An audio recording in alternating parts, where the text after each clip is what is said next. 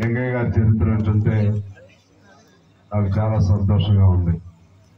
మనిషి పోయిన బాధ ఉన్నప్పటికీ కూడా 24 సంవత్సరాలు ఈ మండలం, నారాయణపూర్ మండలం అంటే ఇది పోరాట మండలం. కమ్యూనిస్ట్ పార్టీ మంచి ఉచ్చ దశలో, ఉజ్వలమైనటువంటి బలంగా ఉన్నటువంటి దశలో ఆయన సెక్రటరీగా ఉండి 24 సంవత్సరాల పాటు కొనసాగటువంటి చిన్న విషయమే కాదు. అలాగే ఈ వయసులో మరణించటమేమో బాధాకరమే. దానికి తోడు ఆయన శ్రీనివాస్ వాళ్ళ తమ్ముడు పాడిన పాటలో ముందు ఒక జీతానికి కుదిరి జీతగాడిగా మొదలుపెట్టి ఆ తర్వాత చదువు పైన ఇంట్రెస్ట్తో బీసీ హాస్టల్లో ఉండి చదువుకుంటూ కమ్యూనిస్ట్ పార్టీ పట్ల ఆకర్షితులై కమ్యూనిస్టు పార్టీ ఉద్యమంలో మమేకమై కమ్యూనిస్ట్ పార్టీ సిద్ధాంతాన్ని జీర్ణించుకుని తుదికంటూ కమ్యూనిస్టుగా మరణించడం అనేది అది ఒక అదృష్టవంతులకు మాత్రమే సాధ్యమవుతుందని నేను మీకు తెలియజేస్తా ఉన్నాను. కమ్యూనిస్టుగా మరణించడం అనేది మా దృష్టిలో అది అందరి వల్ల కాదు. చివరి వరకు కమ్యూనిస్టులుగా నిలబడలేరు. మధ్యలో అటు ఇటు ఆలోచనలు మారుతూ ఉంటాయి. కొంతమంది పారిపోవచ్చు, కొంతమంది ఏమో అభిమానం ఉన్న కష్టాలు తట్టుకోలేకపోవచ్చు, కొంతమందికి ఏమో తక్షణం ఏదో పదవి కావాలను, తక్షణం ఏదో ప్రయోజనం కావాలను మరోవైపు ఆలోచన చేయవచ్చు. కానీ ఇవేమి దరికి రానియకుండా, అటువంటి పక్కదారులు చూడకుండా తుదికంటూ నిలబడటం అనేది నిబద్ధత కలిగిన, నియమము కలిగిన, నిష్ట కలిగినటువంటి కమ్యూనిస్టులకే సాధ్యమవుతుంది.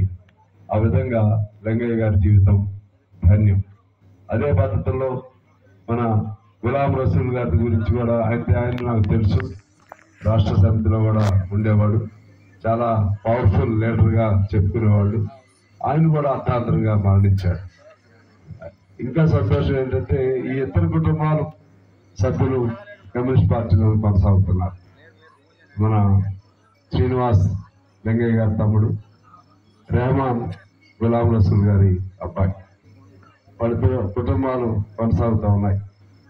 అలాగే మన వెంకటరెడ్డి గారు, వాళ్ళ నాన్నగారు ఆ రోజుల్లో పర్వతరెడ్డి గారు గొప్ప నాయకుడు, వాళ్ళ కుటుంబం కొనసాగుతూనే ఉంది.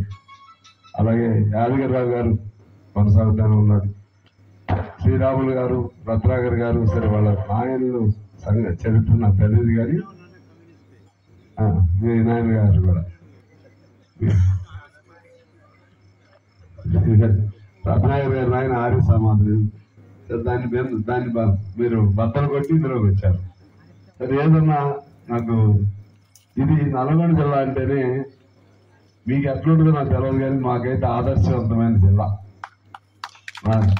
ఖమ్మం జిల్లాలో పార్టీ బలంగా ఉన్నట్లు అనిపించిన, త్యాగాల పూరితంగా చూస్తే త్యాగమయమైనటువంటి క్రమశిక్షణ కలిగిన జిల్లా ఏదైనా ఉందంటే కమ్యూనిస్ట్ పార్టీ పరంగా ఒక నల్గొండ జిల్లా మాత్రమే. ఇందాక మేము మన రావి నారాయణ రెడ్డి గారి గ్రామం గొల్లేపల్లి నుంచి వచ్చాం. అక్కడ ఒక నిమిషం కారు ఆపి ఆయన ఇల్లు అడిగాం. దాని వెనకే గడికి కొద్దిగా రోడ్డుకి రెండో ఇంట్లో లోపల వైపు ఉంది. పెద్ద ఇల్లే కానీ అది పాడుపడినట్టు ఉంది. అంటే అంత గొప్ప త్యాగమూర్తులు జన్మనిచ్చినటువంటి ప్రాంతం నల్గొండ జిల్లా. ధర్మభిక్షం గారు, ఇంకా బిఎన్ రెడ్డి గారు, అలాగే ఇంకా చాలామంది, ఒకరేమిటి చాలా మందికి. అదేవిధంగా ఆనాడు 4,500 మంది మరణిస్తే దాదాపు 3,000 మంది పైగా ఈ నల్గొండ జిల్లా నుంచే, ఉమ్మడి నల్గొండ జిల్లా నుంచే మరణించారు. నేను ఎప్పుడు చెప్తా ఉంటాను, ఇది నల్లగొండ జిల్లాగా, దీని పేరు ఎర్రగొండ జిల్లా అని పెట్టాల్సిందని. ఎర్రగొండ జిల్లా, ఈ నల్గొండ జిల్లా ఇప్పుడు 3 భాగాలు అయింది. కమ్యూనిస్ట్ పార్టీ కూడా చిన్నగా తగ్గుతా వస్తుంది. ఇక్కడే నేను మీ అందరికీ మనవి చేస్తున్నాను, మీరు ఒక్కటి ఆలోచన చేయండి. కమ్యూనిస్ట్ పార్టీ అనేది లేకపోతే పేదవాడి తరఫున ఎవరు పోట్లాడతాడో మీరు ఒకసారి ఆలోచన చేయండి. కమ్యూనిస్ట్ పార్టీ అనేది లేకపోతే భూమి కోసం, వృత్తి కోసం, ఈనాడు కూడా పేదల ఇళ్ల స్థలాల కోసం, గుడిసెల కోసం పోరాటం చేసేవాడు ఎవరున్నారని చెప్పి నేను మిమ్మల్ని అడుగుతా ఉన్నాను. కమ్యూనిస్ట్ పార్టీ లేకపోతే ఆర్టీసీలో పనిచేసే కార్మికులు కానీ, మూటలు మోసే అమాలీలు కానీ, ఆటోలు నడిపే ఆటో డ్రైవర్లు కానీ, బొగ్గు తీసే బొగ్గు గని కార్మికులు కానీ, ఇటు ఎక్కడైనా తీసుకోండి, ఏ కార్మికుడైనా తీసుకోండి, పోరాటం చేసేవాడు ఎవరని నేను అడుగుతా ఉన్నాను. అంటే కమ్యూనిస్ట్ పార్టీ పుట్టింది పేద వర్గాల ఉద్ధరణ కోసం. కమ్యూనిస్ట్ పార్టీ పుట్టింది అసమానత లేని సమానత్వంతో కూడిన సమాజం కోసం కమ్యూనిస్ట్ పార్టీ పుట్టింది. రాజు నారాయణ రెడ్డి గారు ఆ రోజుల్లోనే నెహ్రూ గారి కంటే అత్యధిక ఓట్లతో పార్లమెంట్ సభ్యుడిగా గెలిచిన విషయం మీ అందరికీ తెలుసు. ఆ రోజుల్లో కమ్యూనిస్ట్ పార్టీ అధికారంలోకే రాబోయింది. ఎక్కువ స్థానాలు తెలంగాణ గడ్డ వరకు చూస్తే అప్పుడున్న ఉమ్మడి హైదరాబాద్ రాష్ట్రంలో తెలంగాణ ప్రాంతం వరకు కమ్యూనిస్టులకే ఎక్కువ ఓట్లు వచ్చినాయి, ఎక్కువ సీట్లు వచ్చాయి. ఈవెన్ అటు మద్రాసు రాష్ట్రంలో కూడా తెలుగు మాట్లాడే ఆంధ్ర ప్రాంతంలో కమ్యూనిస్టులకి ఎక్కువ స్థానాలు వచ్చాయి. అంటే ఆ రోజుల్లోనే బలమైనటువంటి పార్టీ కమ్యూనిస్ట్ పార్టీ. అనేక మంది గొప్ప గొప్ప త్యాగధనులు రాజనారాయణ రెడ్డి గారు, బద్దం ఎల్లారెడ్డి గారు, మొత్తం మొహిద్దీన్ గారు, అదేవిధంగా గిరిప్రసాద్ గారు, ఇంకా ధర్మభిక్ష గారు, సురవరం సుధాకర్ రెడ్డి గారు, ఆయన ఫ్యామిలీ కూడా గొప్ప ఫ్యామిలీ. ఇంకా అనేక మంది, ఇక అటు చూస్తే చంద్ర రాజేశ్వరరావు గారు, పుచ్చలపల్లి సుందరయ్య గారు, వీళ్ళందరూ వీళ్ళు కావాలనుకుంటే ముఖ్యమంత్రులు, ప్రధానమంత్రులు కూడా మన నాయకులకి ఏషన్ మాత్రం కూడా వాళ్ళ ముందు తొలగరు. ఇక ఎక్కువ మాట నేను పూర్వమైతే చెప్పేవాడిని, గాలి గోనగోటికి కూడా పెద్ద పెద్ద ప్రధానమంత్రులు కూడా చాలరు అని చెప్పేవాడిని. ఇప్పుడు ఎదుగుతాను, అటువంటి భాష వాడకూడదని మర్యాదగా వాడుతున్నాను. కానీ నేను ఎందుకు చెప్తున్నానంటే, మరి అంత గొప్పవాడు అయి ఉండి కూడా పదవుల కోసం ఆశించలేదు. నీలం సంజీవ్ రెడ్డి రాష్ట్రపతి అయ్యాడు, ఆయన ఇంటర్మీడియట్ చదివాడు. సంజీవ్ రెడ్డి గారి తమ్ముడు రాజశేఖర రెడ్డి గొప్పగా చదువుకున్నాడు, కానీ ఆయన కమ్యూనిస్ట్ గానే ఉన్నాడు.